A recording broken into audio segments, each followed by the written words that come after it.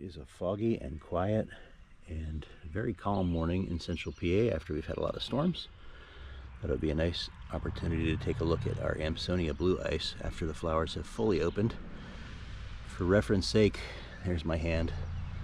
They're they look like a small lilac flower at this point. There's no fragrance to them.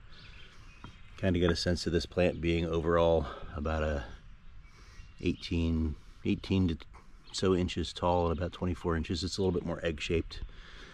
But this plant, as you see, Amsonia Blue Ice has these bluish, purplish, I guess purplish stems running back to it. The bottoms of the foliage are a little bit more purple. So you'll see this contrast to these narrow leaves, and all through it you'll see these purplish stems running back into the plant itself.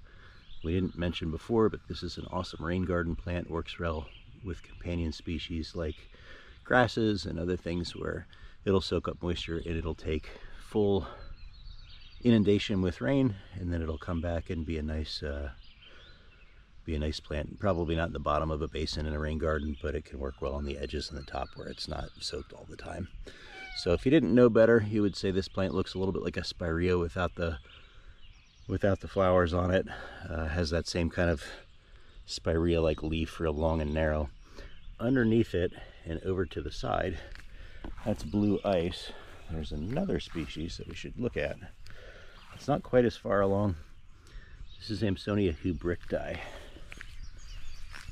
Weird plant to spell, weird plant to say, but you get a nice look at the combination or the contrast of it. The foliage is much finer, almost fern-like. Of course, we've got a cat coming to say hello. But this is almost like a wispy, odd-looking little wispy plant. Really different texture. This will open up, and then it'll become a yellow ball all summer. So whereas you might look at that one and think it's a spirea, this one, get out of the way, kitty. This one you'll see just looks like a yellow fern almost later in the season, and it's a much. You're planting the other one for. There we go. You're planting this one for its flower, and it has foliage. You're planting this one for its foliage, and it has a flower.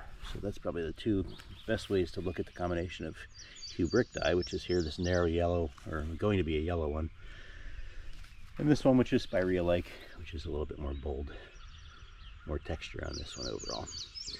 Both of them are awesome when you plant them into a space that doesn't need any rain. So a very, very dry living plant when it's done, and need very, very little care. They're great, great foliage plants in both cases. Quick update in central PA.